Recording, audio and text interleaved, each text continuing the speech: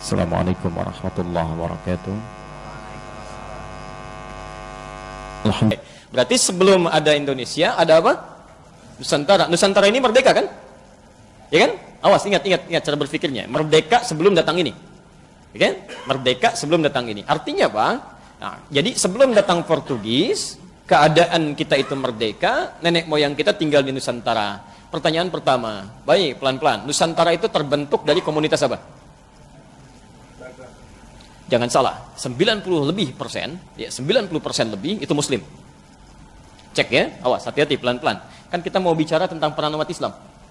90% lebih, kita ambil 90% itu Muslim.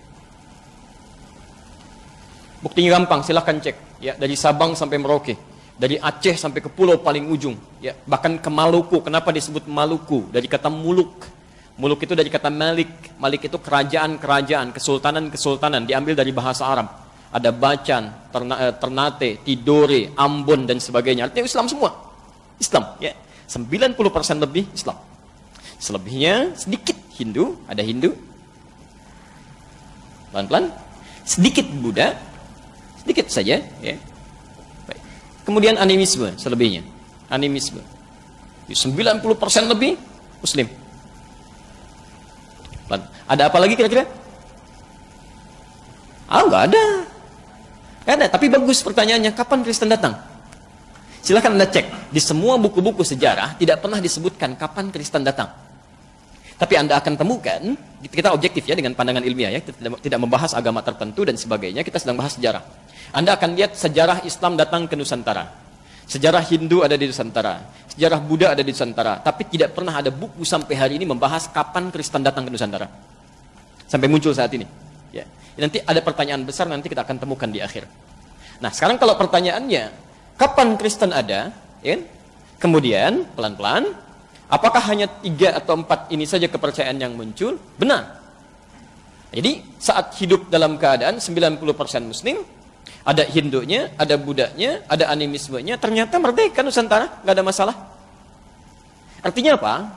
Artinya, mohon maaf, ketika umat Islam mendominasi dalam skup kerajaan, pemerintahan dan sebagainya, keamanan, kedamaian itu luar biasa, nggak ada masalah, nggak ada ribut-ribut, ya. Dengan Hindu kompak, dengan Buddha kompak, nggak ada masalah. Silahkan cek.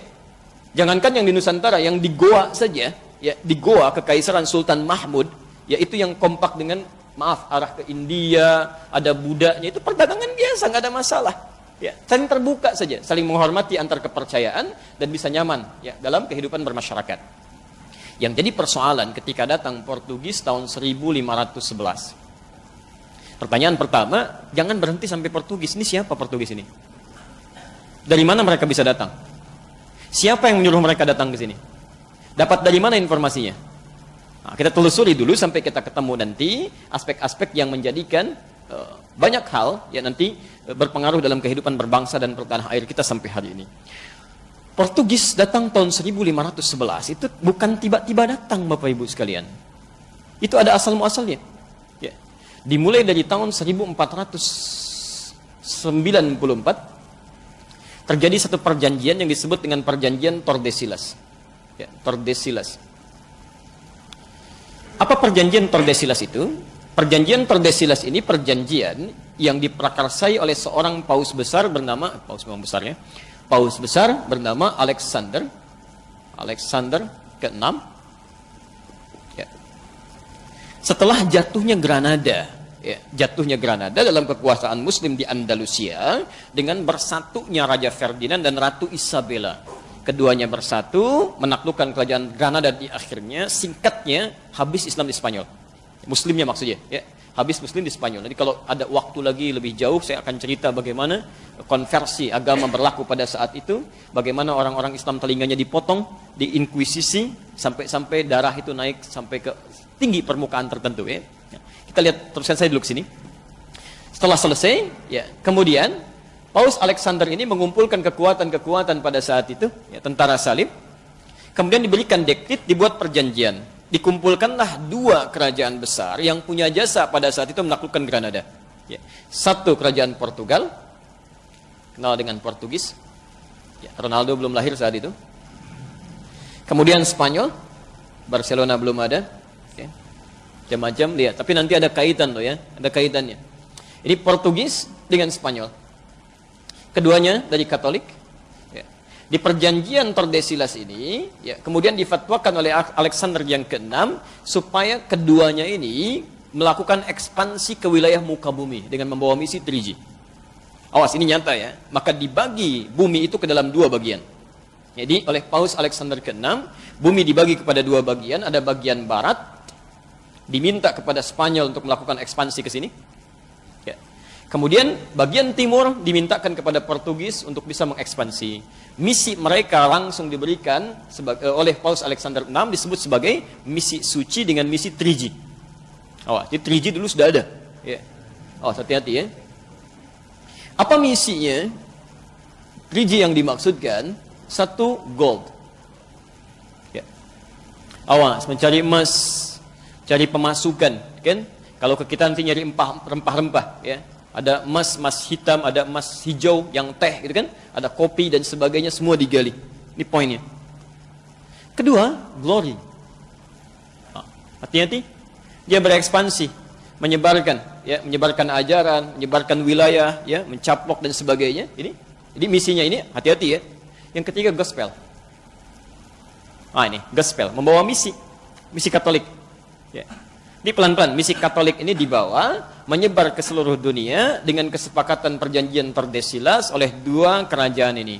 Di ketika Portugis datang ke Nusantara pada tahun 1511, ini puncak 3G ini memang dibawa, tiga-tiganya. Ya. Pelan-pelan. Jadi ketika mereka datang 1511, asalnya nyasar dulu Pak. Nyasar dulu ya. Dia nggak langsung ketemu sampai ke Selat Malaka, tidak. Karena mereka belum tahu bagaimana cara bernavigasi, menemukan tempat yang paling tepat ya untuk koordinatnya, ya, sampai minta bantuan nanti kepada seorang navigator muslim namanya Ahmad bin Majid. Ya. Karena tidak tahu ekspedisi apa yang akan dilakukan, di-hire Ahmad bin Majid ini, diminta untuk menunjukkan daerah, sampai kemudian tibalah kemudian di Goa. Ya. Di Goa ini diketahui bahwa pusat rempah-rempah ternyata bukan dari Goa, bukan dari India. Ini cuma transit saja. Ya. Ternyata diketahui berasal dari Nusantara. Maka tahun 1511 di bawah pimpinan Alfonso de Albuquerque, dia datang kemudian mengekspansi dengan ratusan kapal datang ke sini. Ingat misi yang dibawa 3G ini. Karena bukan hanya mencari gold, kalau cuma cari gold juga dulu di Goa dengan Selat Malaka itu sudah pusat perniagaan. Nggak ada masalah. Nggak ada masalah. Ya. Tapi karena mereka membawa misi glory, misi ekspansi, ketika datang ke wilayah Goa, ini yang jadi persoalan. Ya. Semua ditodong senjata pada saat itu. Kemudian tawarannya hanya dua. Kalau Anda tidak tunduk kepada kami akan perangi seluruhnya. Dimonopolilah kemudian perniagaan pada saat itu. Terhenti jalur perdagangan ke India sampai muncul banyak peperangan pada saat itu. Ya, pelan-pelan. Dampaknya apa? Saya langsung ke Nusantara, datang mereka. Membawa dua ini. Karena niatnya tidak murni untuk berdagang, tapi juga ekspansi. Maka sambutan yang diterima tidak menggembirakan. Sambutan yang diterima tidak menggembirakan. Padahal sebelumnya sudah ada kerajaan Hindu, kerajaan Buddha, berniaga biasa-biasa saja. Ya, sampai ada perwakilan-perwakilan dari agama lain. Tapi ketika ini datang, kenapa sambutan tidak menyenangkan? Bahkan dianggap sebagai penjajah tadi. Ya. Karena pertama, mohon maaf, mereka datang dengan sikap ini. Ya, arogansi untuk menjajah. Yang kedua, ada misi yang dibawa ini. Ya. Yang langsung bertentangan dengan 90% umat Islam yang hadir di dalamnya. Ya. Apa yang terjadi? Ini yang mau saya gambarkan. Ketika mereka datang pertama kali, itu langsung yang dilakukan diantaranya membangun pusat ibadah. Yang diberi nama dengan bahasa Portugis atau bahasa Latin dengan nama igreja. Igreja. Ya, igreja. Nanti lisan orang lokal menyebut igreja, hilang i-nya menjadi gereja sampai sekarang. Jadi gereja itu asalnya bukan bahasa Indonesia, ya, tapi dari bahasa Latin. Ya. Di mereka bangun pusat ini, kemudian mereka melakukan ekspansi, ya. Sehingga disebutlah pada saat itu penjajah, ya, dengan membawa kepercayaan yang berbeda. Nah, setiap kali mereka datang ke sini untuk beribadah, salah satunya, ya, itu 2 hari setelah umat Islam menunaikan ibadah setiap pekannya. Ya. Antum kalau pekanan ibadah dalam kepercayaan Islam, dalam agama kita, di hari apa? Jumat. 2 hari setelah hari Jumat hari apa? Tuh, sudah salah. Nggak ada hari Minggu.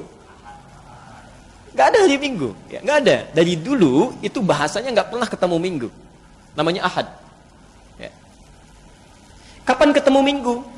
Ketika orang-orang Portugis ini ingin ibadah ke gereja, kan dalam kepercayaan Katolik salah satunya, ketika akan menyembah Tuhannya tidak langsung kan? lewat perantara. Ya. Kalau kita mau mohon ampun kan langsung sama Allah istighfar ya. Dalam Katolik tidak.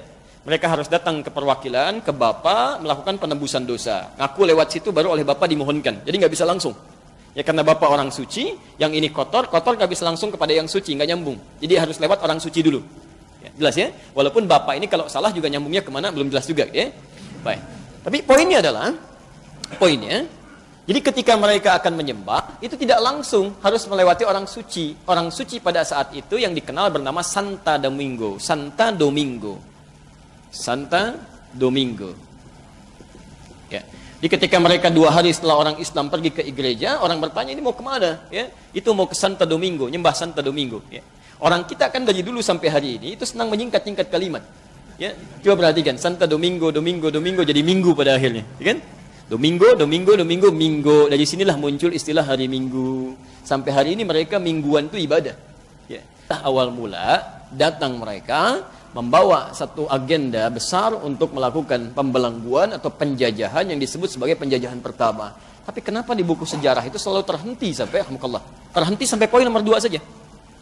Mencari rempah-rempah, melakukan penjajahan. Dan ini tidak pernah dibahas. Ya, karena itulah sampai hari ini di sekolah-sekolah tidak akan pernah diajarkan dari mana munculnya agama Kristen di Indonesia. Tidak akan pernah ada. Ya, karena memang muncul lewat penjajahan yang sebelumnya tidak ada sama sekali. Dan ini yang membuat kekacauan pada saat itu. Ya, dengan misi-misi yang datang. Ya, pelan-pelan kita tidak ingin menunjuk agama tertentu, tapi kita hanya membahas secara ilmiah. Jelas sampai sini? Oke, pelan-pelan. Ini datang sampai kemudian ketika mereka menguasai beberapa tempat, ada paksaan-paksaan. Karena misinya gospel, di gospel itu kan mengembalikan domba-domba yang tersesat. Ya, hati-hati itu. Jadi antum ini domba-domba nih kalau masih tersesat gitu ya. Harus dikembalikan ya, balikan ke kandangnya walaupun kejauhan. Jadi kalau dalam Anda lihat, saya punya koleksi Bible. Saya punya koleksi juga. Saya dari Barnabas saya punya di rumah ya. Ada Barnabas dari Bible beberapa versi sampai ke kitabnya orang Yahudi. Anda akan lihat di kitab mereka aja diterangkan ya, agama Kristen itu yang sekarang disebut Kristen atau Nasrani itu hanya boleh disebarkan di sekitaran Palestina aja. Nggak boleh keluar dari situ. Jadi kalau nyampe ke Indonesia itu kejauhan. Harusnya di situ aja, nggak boleh keluar. Ya karena yang harus diambil itu hanya diluruskan, kembalikan ke tempat-tempat di mana Nabi Isa alaihissalam itu dilahirkan, sekitaran itu aja. Ya, Bethlehem dan sekitarnya. Ya. Yang jadi persoalan sekarang, ketika datang karena punya misi tadi, maka mulai ngajak-ngajak. Tidak cuma sekedar ngajak. Ya, ada yang dipaksa, ada yang kemudian jadikan budak, ada yang diajak ke gereja. Dalam bahasa Arab, gereja disebut dengan kanisa. Dan orang tua kita dulu sebelum ada Indonesia, itu terbiasa dengan bahasa Arab. Ya, terbiasa. Karena sistem yang digunakan, mereka belajar dari Mekah, guru-guru pada datang dan sebagainya. Dan bahasa Arab sudah familiar pada saat itu, termasuk dengan bahasa Melayunya. Maka, ulama-ulama kita pada saat itu, termasuk nanti sampai zamannya Kiai Haji Muhammad Hashim Asy'ari, memberikan fatwa tentang fenomena yang muncul pada saat itu. Yang paling gampang ya, paling gampang. Saya tunjukkan bukti yang paling ilmiah.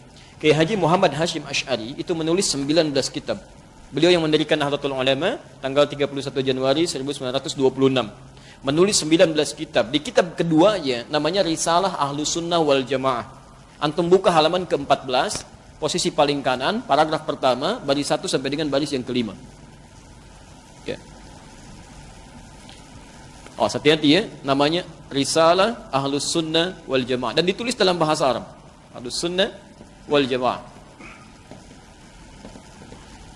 Sebelumnya di halaman 99 beliau memberikan prolog. Halaman 9 posisi paling kiri sebelah atas diberikan bab faslun, kata beliau, fasal awwalu dhuhuril bid'ah fi ardi Jawa, tentang awal kemunculan bid'ah di tanah Jawa. Bid'ah yang disebutkan di sini bukan masalah fikih, tapi akidah.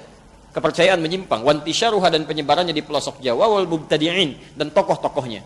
Di halaman ke-14 ya posisi paling kanan paling atas disebutkan, mohon maaf ya, wa minhum, dan diantara mereka ada orang-orang yang ikut-ikutan ke kanisa, ilal kanais, ke gereja. Ada fatwa keluar, ya, sudah ikut-ikutan. Bahkan kata beliau ya mukillah, mengenakan pakaian bizayyihim, dengan pakaian-pakaian khas mereka, ya. Ada yang pakai topi, ada macam-macam dan sebagainya. Ada yang di bawah. Itu langsung diberikan fatwa. Kata beliau dengan sangat tegas sekali kalimatnya. Sangat tegas ya, itu tidak diperkenankan kata beliau, haram dan menyerupai orang kafir. Keluar fatwanya. Ya. Nah ini maksud saya ingin sampaikan bahwa ulama-ulama yang merespon nanti ketika melawan penjajahan ini, motifnya bukan hanya sekedar ingin mengambil makna nasionalisme, bukan. Ya. Orientasi para ulama dulu, selain ingin mendapatkan kemerdekaan, tapi poin utamanya untuk ibadah. Ya, karena Allah. Ingat, Masih ingat perbedaan dulu yang saya sampaikan? Beda orang Islam dengan non-Muslim, semua aktivitasnya mesti menjadi ibadah. Makannya ibadah, minumnya ibadah. Termasuk para ulama dulu motivasinya menyerang orang-orang ini, mempertahankan izzah, itu bukan cuma sekedar membela sampai menghadirkan Indonesia, bukan. Tapi motivasinya bagaimana beribadah kepada Allah Subhanahu wa taala. Karena itu akidah dia jaga, kan? Perjuangan fisik dia kemudian lakukan dan seterusnya. Sampai kemudian datanglah persaingan. Mulanya datang Perancis sampai kemudian Spanyol yang paling kuat. Hati-hati, materinya sangat penting ya. Sangat penting. Saking pentingnya nggak bisa dihapus tuh, agak susah. Ya. Baik. 1521 Magalhães ya datang membawa pasukan Spanyol. Pasukan Spanyol tadi masih ingat ditugaskan kemana? Oleh Alexander ke barat. Cuman di barat gak ada apa-apa, kosong. Ya, Amerika belum ditemukan, gak ada macam-macam, kosong. Jadi dia merasa gak ada sesuatu yang didapatkan. Akhirnya melihat perkembangan Alfonso yang ada di timur, kok bagus nih, prospeknya bagus, maka diikuti.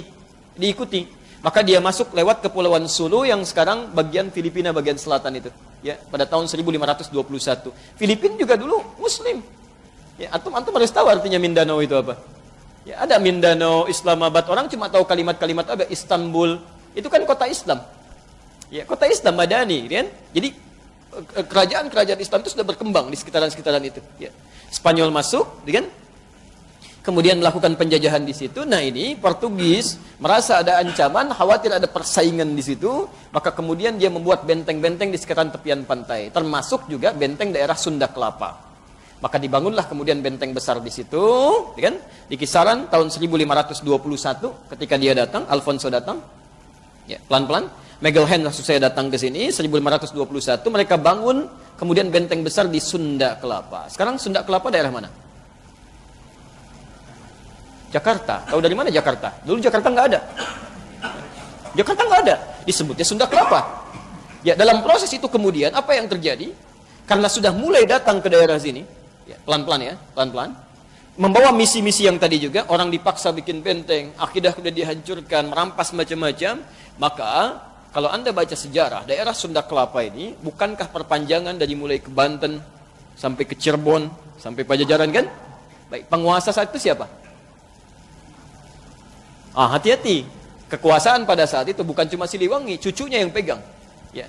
Prabu Siliwangi kan nama aslinya Pamanah Rasa, kan? Pamanah Rasa itu menikah dengan siapa? Antum apa yang dibaca ini? Jadi Prabu Siliwangi itu namanya Pamanah Rasa. Dia penguasa kerajaan Pajajaran sampai luar biasa, luas kekuasaannya ya, dari ujung wilayah Banten sampai ke Ciamis sana sampai nyebrang lagi hampir ke Jawa ke sana. Ya, itu Masya Allah, beliau seorang Hindu asalnya. Tapi ketika kemudian melihat-lihat ya keadaan-keadaan wilayahnya sampai ke daerah Karawang, ditemukan seorang perempuan cantik luar biasa, bersih, tertutup auratnya, beda dengan perempuan Hindu yang lainnya. Ya, siapa dia? Dikenal dengan Nyai Subang Larang. Sedang membacakan ayat-ayat yang tidak pernah didengar sebelumnya. Ya, ternyata sedang baca Quran. Nyai Subang Larang itu murid seorang syekh besar yang baru pulang dari Mekah. Mekah disebut dengan Ummul Qura, dikenal dengan Syekh Qura. Syekh Qura itu nama aslinya Syekh Hasanuddin. Belajar dari situ, ketika melihat jatuh cinta ingin menikah. Disyaratkan kalau ingin menikah dengan saya, Anda harus masuk Islam. Masya Allah, ibu deh ya. Ibu seorang perempuan, ditaksir seorang raja, gitu kan? Yang apa saja bisa dilakukan, tapi dia dengan imannya bisa mengatakan, kalau ingin nikah dengan saya, masuk Islam. Terbayang nggak? Ya? Ada raja, punya kekuasaan, datang ke rakyatnya, kata rakyatnya, mau nikah dengan saya, masuk Islam. Bagaimana iman itu bisa dipegang dengan kuat? Ya. Maka saya persingkat, menikah dengan Nyai Subang Larang, dia masuk Islam, punya anak, tahun 1423, lahir anak pertama, diberi nama Walang Sungsang. Ya. Walang Sungsang. Itu dulu biasanya orang-orang dulu, itu memberi nama anak-anaknya sebagian dari pengaruh animisme dengan nama-nama binatang. Ya persis di tahun-tahun jahiliyah dulu kan. Ada yang diberi nama Khimar, Usama, kan? Asad itu kan si singa, si keledai, macam-macam dan sebagainya. Oke, 1426 lahir adiknya perempuan diberi nama Rara Santang. Rara Santang. Itu 426. Kemudian 1427 setahun kemudian lahir lagi adiknya bernama Raja Sengara. Raja ya, Sengara. Baik. Begitu lahir langsung melotot mungkin ya, agak sangar. 1427. Nah, yang lebih singkat lagi kemudian ini seluruhnya masuk Islam. Ketika masuk Islam kemudian hijrah ke Mekah untuk berhaji, Walang Sungsang dengan adiknya dulu Rara Santang ini tinggal. Ya. Ketika hijrah ke Mekah itulah berganti nama, walang sungsang berubah menjadi Abdullah Iman. Abdullah Iman. Sementara Rara Santang berubah nama menjadi Syarifah Mudaim. Syarifah Mudaim. Ini Syarifah, yang ini Abdullah Iman. Qadarullah ketika selesai menunaikan haji, saat akan berangkat berkemas pulang, bertemulah kemudian di perjalanan dengan seorang pemuda tampan berasal dari Mesir, namanya Syarif Abdullah. Syarif Abdullah ini siapa? Syarif Abdullah ini ternyata satu di antara dua anaknya, salah satu ulama besar yang sedang mendakwahkan Islam di Nusantara, dikenal dengan Wali Songo. Ada yang dari Mesir namanya Ahmad Jumadil Kubra. Ahmad Jumadil Kubra punya dua orang anak. Satu yang ada di Nusantara di bawah bernama Maulana Ishaq. Dari Maulana Ishaq ini nanti turun ke Haji Ahmad Dahlan dengan Kiai Haji Muhammad Hashim Asy'ari, ya, nanti kita di akhir kalau mau bacakan nasabnya. Kemudian dari satu lagi bernama Syarif Abdullah yang tidak diajak ke Nusantara, tapi sedang sibuk kemudian dia belajar sampai menunaikan haji ke Mekah. Di Mekah inilah bertemu dengan Syarifah Mudaim, jatuh cinta ke sini, minta izin menikah, dinikahkan kemudian oleh kakaknya, diboyong ke Mesir. Di Mesirlah berumah tangga sampai selama 20 tahun, lahir anak diberi nama Syarif Hidayatullah. Dialah yang belajar nanti di Mesir sampai ke Ibnu Athaillah As-Sakandari dan sebagainya. Ketika selesai itu pulang, ini Abdullah Iman pulang duluan, diberikan wilayah oleh Prabu Siliwangi dikenal dengan Pamanah Rasa, sampai singkatnya dikenal dengan Cirebon sekarang. Dulunya Lemah Wungkuk. Ya, cuma dia satukan, ada dua riwayat di situ, ada orang yang senang mengambil udang rebon itu, ya, sehingga disebut dicampur dengan air disebut dengan Cirebon. Ya, ada riwayat yang mengatakan dari Caruban. Caruban itu campuran, karena ketika datang ke Lemah Wungkuk ada etnis-etnis yang berbeda. Ada Arab, ada sebagian Cina, ada orang lokal. Ketika dicampurkan dari caruban, lisan orang kemudian berubah menjadi Cirebon. Ya, dan itu kemudian yang dikelola oleh Abdullah Iman. Setelah 20 tahun Syarif Hidayatullah pulang, saat pulang bertemu kakeknya, sedang berada di Gunung Jati. Maka singkatnya diberikanlah kemudian kewenangan untuk mengatur dari Gunung Jati. Maka dikenal dengan Sunan Gunung Jati. Ya, nanti punya dua orang anak perempuannya dinikahkan dengan panglima besar, hebat, luar biasa, dan soleh dekat dengan Allah. Dikenal dengan Fathullah. Lisan orang kita menyebut dengan Fatahillah, nanti Portugis yang akan menyebut dengan Faletehan. Sunan Gunung Jati inilah kemudian yang mengontrol wilayah-wilayah, menyatukan dengan Banten, yang saat itu dipegang oleh Hasanuddin, bagian dari keluarganya juga. Kan? Nah, ketika melihat Portugis masuk ke sini, sudah mulai mengacau, termasuk ke akidah dan sebagainya, maka diutuslah Fathullah atau Fatahillah atau yang disebut dengan Faletehan untuk bisa mengimbangi, bahkan bisa menghancurkan dan melepaskan Sunda Kelapa dari jajahan Portugis. Singkatnya pada tanggal 22 Ramadan 933 Hijrah, bertepatan dengan 22 Juni 1527, 25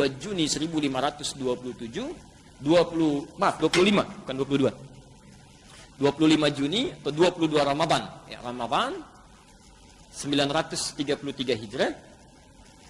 Dengan izin Allah Subhanahu wa taala ini ditaklukkan. Anda harus ingat sebelum berangkat itu Masya Allah mereka kaidah-kaidah jihad. Berwudu dulu, kan? Kemudian salat, memohon kebaikan pada Allah Subhanahu wa taala, membersihkan niat. Dengan izin Allah ditaklukkanlah ini. Ketika ini selesai, ditaklukkan, selesai, singkatnya Portugis kalah, maka mereka mulai berpikir, apa yang akan kita namakan dengan nama kota ini? Maka setelah mereka merenungkan, tidak mungkin ini terjadi kecuali karena izin Allah Subhanahu wa taala. Dalam Islam tidak ada penyerangan. Ya, tidak ada penyerangan, tidak ada tembak lukai orang, tidak, hanya bertahan dalam kebaikan. Karena itu Islam tidak pernah mengenal ekspansi, tapi disebut dengan Fathu Makkah, pembukaan kota Mekah. Kita harus buka Sunda Kelapa ini karena ini daerah kita dijajah oleh orang. Kita harus buka lagi. Ya, maka di Quran ada surah Al-Fatah, surah ke-48, terinspirasi dari situ ayat pertamanya inna fatahna laka fatham mubina. Terenungkan dari sini tidak mungkin kalau dengan izin Allah kita mendapati fathah ini. Maka diberi namalah kemudian nama Sunda Kelapa ini dengan Fatham Mubina. Fatham Mubina itu kemenangan yang sangat luas, ya. Dalam bahasa lokal disebut dengan Jayakarta. Jadi Jayakarta itu bahasa Quran. Jayakarta. Yang kemudian akan disingkat menjadi Jakarta. Kemudian hari. Sampai hari ini, ulang tahun Jakarta, sampai hari ini sebagai syukur nikmatnya itu dilekatkan pada tanggal ini. Ya. Jadi sebetulnya bukan, maaf ya, dari kemerdekaan atau disebut sekarang ulang tahun Jakarta, itu hakikatnya sebetulnya pembebasan Sunda Kelapa yang menjadi Jayakarta dengan izin Allah Subhanahu wa taala, bukan cuma pembebasan dari penjajah, bukan. Ya, ada pembebasan dari akidah, dari macam-macam dan sebagainya. Karena itu orang-orang yang paham sejarah, para kiai, para ulama dan sebagainya, Mereka Masya Allah sangat nangis gitu ya. Kalau kemudian Jakarta ada sesuatu yang terjadi yang tidak dikehendaki. Ya, ada persoalan-persoalan akidah dan sebagainya dan sebagainya. Itu turunan yang lain. Saya tidak mau bicara lebih jauh ya. Baik. Nah, saya mau turunkan ke sini pelan-pelan. Cuma apa yang terjadi ketika Portugis mulai melemah, datanglah Belanda. Ya, Belanda ini asalnya Bapak Ibu sekalian, itu kecil Pak Bu, nggak kuat. Dia itu Protestan, ya Protestan. Jadi kalau Portugis itu Katolik, ya, kemudian Spanyol Katolik, Prancis Katolik, kalau Belanda itu Protestan. Asalnya Belanda ini cuma punya tugas untuk menyalurkan rempah-rempah yang telah didapatkan oleh Portugis untuk disalurkan ke Eropa bagian utara. Hanya nanti dalam satu perjanjian di kisaran tahun 1600, ya, 1638 ada satu perjanjian, ya. Perjanjian ini nanti membebaskan mereka ya, dari jajahan Prancis pada saat itu ya, dan Spanyol. Jadi Belanda itu pernah dijajah Spanyol Pak, Bu. Ya, pernah dijajah Spanyol. Pernah dijajah Spanyol. Jadi Protestan dijajah oleh Katolik. Ya. Di Katolik menginginkan gak ada Protestan di wilayah itu, sementara Protestan bertahan dari penjajahan Katolik pada saat itu. Ya. Nah, ketika ada perjanjian ini, maka disepakati semua mesti mundur, kan? Nah, berjayalah Belanda. Ternyata mereka beberapa tahun sebelumnya sudah menyiapkan dan sudah memulai ya, mengirimkan beberapa pasukan-pasukan untuk meneruskan misi Portugis. Sekiranya ini sekiranya sudah mulai melemah, ya, maaf, hilang pengaruhnya dan mereka bisa masuk. Maka secara singkat tahun 1619 sebelum terjadinya ini itu sudah dikirimkan beberapa pasukan-pasukan masuk ke wilayah sini yang mereka ganti namanya menjadi Batavia dan kemudian mendirikan VOC ya, untuk syarikat dagangnya. Nah, dimulai dari situlah kemudian Belanda datang tapi tidak menghilangkan misi 3G-nya. Yang mau saya sampaikan saya dengan cepat. Nah, ternyata di sini yang pertama kali menyikapi itu bukan kepercayaan agama lain. Orang Islam, Pak. Bu. Muslim. Maka mereka mulai merenung semua stakeholder yang di luar, yang di dalam dan sebagainya, yang di Mekah, yang di Eropa, ya. Kita harus bebaskan ini. Gak mungkin semua sampai terbelenggu mau sampai kapan. Dan tidak mungkin kita bisa melawan mereka dengan persenjataan yang sangat canggih, kekuatan yang sangat lengkap dan sebagainya, kecuali dengan yang lebih canggih lagi. Dengan yang lebih hebat lagi. Tidak ada selain Allah Subhanahu wa taala. Maka mereka mulai mengeluarkan sirah-sirah Nabi sallallahu alaihi wasallam, bagaimana perjuangan-perjuangan Nabi dan seterusnya. Saya dengan cepat karena waktu kita hanya tinggal 5 menit lagi. Ya, mohon maaf kalau ada gambaran lebih cepat tadi ya. Kemudian dibentuklah gerakan-gerakan yang sangat sistematis luar biasa. Maka kita mulai.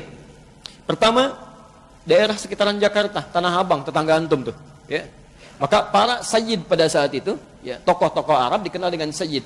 Ada yang bernama Sayyid Al-Fakhir Abdurrahman bin Al-Mashhur. Ada yang bernama Syahid Muhammad bin Abdullah bin Shihab. Ada yang bernama Syahid bin Ahmad bin Shihab. Mendirikan satu perkumpulan untuk meningkatkan kualitas pendidikan pribumi pada saat itu. Khususnya yang Islam. Khususnya yang Islam. Karena paham ini penjajahan nih. Ini orang mau membelenggu kita. Ya. Maka diberi nama dengan Jami'atul Khair. Jami'atul Khair. Didirikan 13 Jumadal Ula. 13 Jumadal Ula. Ya, bulan yang kelima. Tahun 1333 Hijrah. 1223 maaf. 1223. Ya, atau di tanggal 27 Juli. Ya, tahun 1905. Masehi. Ya. Jami'atul Khair. Maka didirikan. Ya, di bawah guru-guru. Ya, termasuk dari luar. Sampai kemudian alhamdulillah didapatkan seorang guru besar bernama Syekh Ahmad Syurkati. Ya. Syekh Ahmad Syurkati ini seorang guru besar, seorang tokoh, belajar sedang di Mekah tahun 1911. Ini orang Sudan, Di-hire mau datang ke Nusantara mengajar anak-anak kita. Di antara yang diajar itu nanti ada Kiai Haji Ahmad Dahlan, ada tokoh-tokoh yang lainnya dan sebagainya. Syurkati dari bahasa Sudan, syur artinya kitab, katiatnya banyak. Yang punya banyak penguasaan kitab. Termasuk ayahandanya banyak menguasai kitab. Ya. Maka itulah yang mulai mendidik ya, bagaimana caranya nanti muncul tokoh-tokoh di masa depan yang akan belajar dengan tingkat intelektualitas paling tinggi. Belanda yang merasakan ini ada tantangan di sini, ini berbahaya ini kalau dibiarkan. Ya, tapi tidak mungkin dihancurkan seketika. Kenapa? Karena pengaruhnya luas. Ya. Pengaruhnya banyak sekali. Maka yang paling gampang adalah dibuat saingan supaya dipecah ini. Dibangunlah dari orang lokal, ditunjuk seseorang, ditokohkan dia, singkatnya bagaimana membuat ini padam. Maka dibuatlah persaingan di tanggal 20 Mei 1908. Maka dibuat satu nama baru, uniknya begini, ini Belanda ini sampai begini cara berpikirnya. Buat aja nama yang sama. Supaya meningkatkan nasionalisme, ya. Maksudnya kesuku-sukuan pada saat itu. Jami'atul Khair, ya, dalam bahasa lokal jamaah kebaikan. Ya. Dalam bahasa Jawa disebut dengan Budi Utomo. Maka didirikanlah satu organisasi bernama Budi Utomo tahun 1908 dengan tokohnya bernama Dr. Sutomo yang sebetulnya bukan nama aslinya. Aslinya Dr. Subroto, kemudian berubah menjadi Dr. Sutomo. Oke? Di Bong Tomo itu kemudian dipilih, ditetapkan, sebetulnya asalnya itu bikinan Belanda atas usulan dari Praja Serang yang pada saat itu diusulkan harus dibikin seperti ini. Ya, dibuatlah ini akan menggemparkan barangkali sebagian informasi yang muncul. Tapi nanti saya tunjukkan di mana informasi ini berada dengan bukti yang sangat ilmiah. Ya. Maka diciptakan ini untuk menghambat perkembangan Jamiatul Khair, termasuk menghilangkan isu-isu nasionalisme untuk membentuk kesatuan kemerdekaan. Maka setiap turunan dari sini muncul 1911 ya.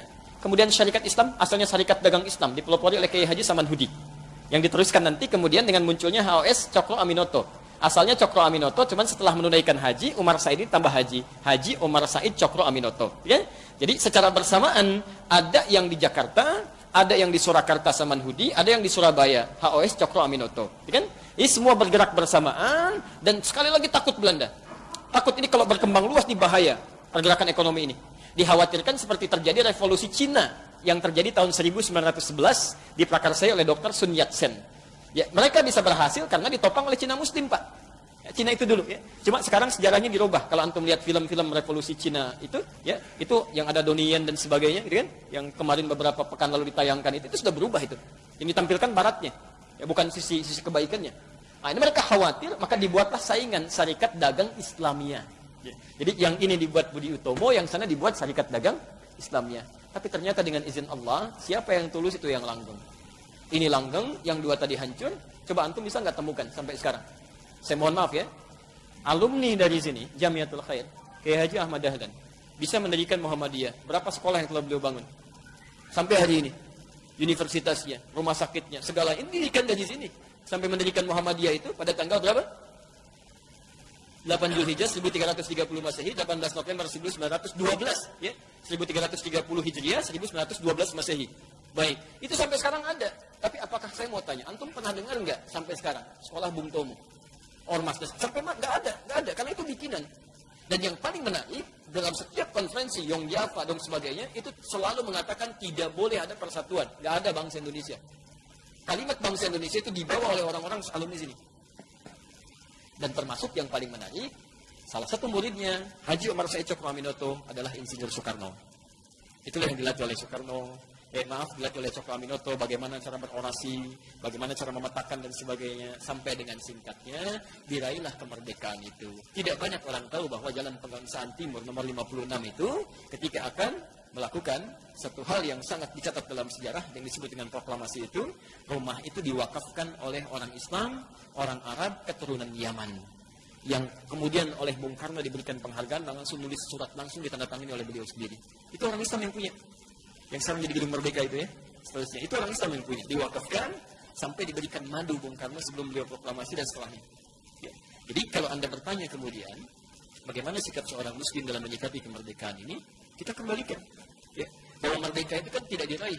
Mohon maaf ya, bukan dengan perjuangan semata. Kalau berjuang banyak yang berjuang. Tapi ketika mereka berjuang tidak dapat apa-apa. Mereka berjuang dengan kalimat tauhid. Saya mau tunjukkan cepat. Antum pernah lihat nggak? Pernah dengar?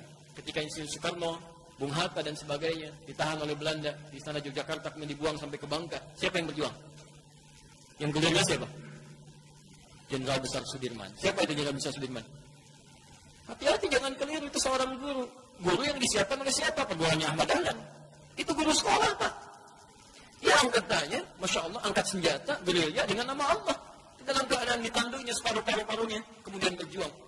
Didapatkan sebuah kemenangan dan luar biasa. Pada akhirnya diproklamasikan, jadilah Indonesia. Kemudian dirumuskan sampai ketemu Pancasila. Pancasila itu yang merumuskan 5 orang. Siapa yang 5 orang ini? Semuanya orang Islam. Semuanya orang Islam. Silakan, dari mulai bapaknya Gus Dur, ya, kayak Haji Wahid Hashim. Kemudian nanti ada Ki Bagus Hadikusumo, ada Mr. Kasman Singo di Meju. Semuanya orang Islam. Sampai disebutkan dari situ sila pertamanya apa? ketuhanan yang Maha Esa, dan tidak ada tafsir lain dari ketuhanan yang Maha Esa kecuali kepada Allah Subhanahu wa taala. Jadi intinya seperti orang-orang dulu mendapatkan kemerdekaan dengan kalimat tauhid, dengan kalimat Allahu Akbar, mereka tingkatkan ibadahnya, salatnya, puasanya, macam-macamnya, maka seharusnya kita dalam mengisi makna kemerdekaan ini khusus bagi seorang muslim adalah dengan meningkatkan ketakwaan dan ibadahnya kepada Allah Subhanahu wa taala. Barangkali itu yang ditunggu oleh Allah supaya orang Islam ini di Indonesia banyak-banyak tobat, banyak ibadah dengan baik, memperbaiki semua kehidupannya, dan insya Allah akan diturunkan keberkahan dan solusi-solusi oleh Allah Subhanahu wa taala dari kesulitan yang mendera kita sampai saat ini. Itulah, dan tidak cukup dengan amin, karena kita harus mulai bagaimana kita bisa meningkatkan semuanya itu, ya. Apa yang saya sampaikan, saya kasih satu buku saja, namanya Api Sejarah, ya, karangan Profesor Ahmad Bansur Suryanegara. Ya, ada 586 halaman, yang jilid pertamanya warna hitam. Keterangan saya tentang Portugis dan seterusnya itu ada di halaman 156 sampai halaman 160. Keterangan tentang Ahmad Sukarti sampai dengan Syarikat Dagang Islam ada di halaman 347 sampai dengan 350-nya. Silakan Anda baca, termasuk buku-buku yang lainnya yang bisa mendukung itu. Ya. Sekali lagi, kajian kita tidak untuk mengangkat hal-hal tertentu yang dijadikan isu-isu yang tidak berkembang baik, tapi hanya untuk menyadarkan bahwa kita punya peran penting dalam membentuk kebangsaan ini. Jadi jangan sampai sudah merdeka justru Islamnya jauh dari kebaikan-kebaikan. Isinya kotor, banyak terima ajaran yang tidak tepat, kan? Mohon maaf, bendera merah putih dijahit oleh siapa? Salah antum. Fatimah namanya. Namanya Fatimah. Berarti seorang ulama besar di Bengkulu, anak seorang tokoh Muhammadiyah. Termasuk isinya Pak Karno pertama kali, Otari. Otari itu anaknya Pak Cokroaminoto. Isi pertama Bung Karno. Jadi Masya Allah itu dijahit dengan penuh ketakwaan, dijahit dengan penuh niat yang tulus, sampai merah putih itu gambaran dari keislaman juga. Satu bendera yang dikobarkan selain warna hijau. Ya, jadi sesungguhnya semuanya itu muslim. Jadi tidak tepat kalau kemudian, mohon maaf ini bahasa kami yang harus sampaikan secara tulus supaya kita benar-benar merenunginya. Tidak tepat bendera yang dijahit dengan penuh keimanan, ketakwaan, dikorbankan dengan darah para syuhada, kemudian tiba-tiba diarak dengan kereta yang dihadirkan dengan melalui proses kemusyrikan. Kemusyrikan itu luar biasa. Ya, itu sesuatu yang salah, kan? Silakan Anda mau arak dari Monas, mau arak dari Merauke, mau arak dari Banten dan sebagainya, tapi tolong jangan sertakan hal-hal tertentu yang tidak terkait dengan, maaf, kemurnian akidah-akidah yang telah dibangun susah payah sejak dulu. Ya, jadi maksud saya, mari kita doakan para pemimpin-pemimpin kita, para ulama-ulama kita, sehingga bisa istiqamah dalam kebaikan-kebaikan itu. Ya. Saya kira itu materi kita hari ini. Baik ya, mudah-mudahan ini sudah lewat 5 menit. Ya, ada hal yang didapatkan. Saya tutup dengan janji saya tadi menyampaikan nasab Kiai Haji Muhammad Hashim Asy'ari bin Abdul Wahid bin Abdul Halim. Abdul Halim nama aslinya Pangeran Bendawa, rahmatullah, dikenal dengan Sultan Hadiwijaya. Nama lainnya Joko Tingkil bin Abdul Rahman bin Abdul Fattah bin Abdul Aziz bin Raden Ainul Yakin. Raden Ainul Yakin itu dikenal dengan Maulana Ishaq. Di Maulana Ishaq inilah bertemu nasabnya dengan Kiai Haji Ahmad Dahlan yang nama aslinya Muhammad Darwish.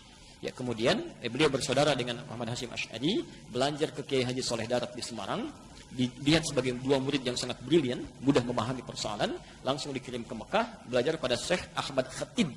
Konon ada yang menyebutnya dari Minangkabawi, disebut Al-Minangkabawi. Konon ada yang menyebutnya dari Sambas, dikenal dengan As-Sambasi. Ketika pulang diganti namanya Muhammad Darwish menjadi Ahmad Dahlan. Bin Kiai Haji Abu Bakar, bin Kiai Haji Ilyas, bin Kiai Sulaiman, bin Kiai Murtado, bin Demang Jurang Juru Kapindo, bin Demang Jurang Juru Sapisan, bin Kiai Gerbak, bin Maulana Ishaq. Siapa Maulana Ishaq ini? Tadi anaknya Ahmad Jumadil Kubra.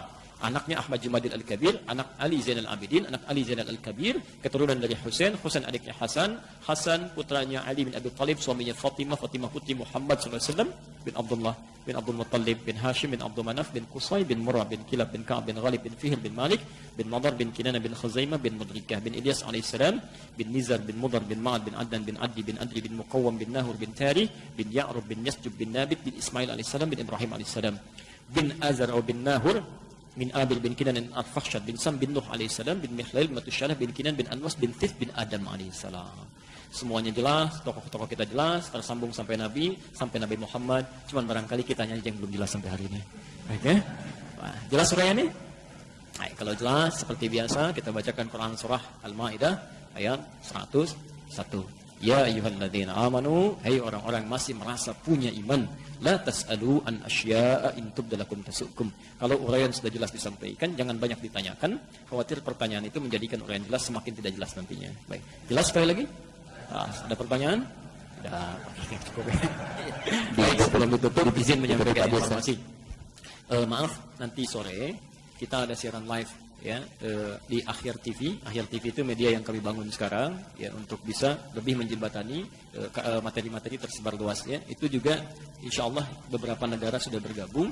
Nanti antum silahkan bisa akses via Android, bisa langsung ya akhir.tv ya, akhir pakai KH ya .tv ya. Nanti kita live dari Bekasi untuk hari ini ya, ba'da maghrib sampai ba'da isya. Itu ada materi tentang tuntunan praktis Idul Adha atau bulan Dzulhijjah dalam Al-Quran dan Sunnah Rasulullah SAW. Ya. Kami kira itu yang disampaikan. Semoga Allah memberikan kemuliaan pada kita dan semoga Allah Subhanahu Wa Taala memberikan perubahan-perubahan pada bangsa ini pada hal yang lebih baik dan lebih baik. Subhanakallahumma wa bihamdika asyhadu an la ilaha illa anta astaghfiruka wa atubu ilaik. Wa akhiru da'wana alhamdulillahirabbil alamin. Wal 'afwu minkum. Assalamualaikum warahmatullahi wabarakatuh.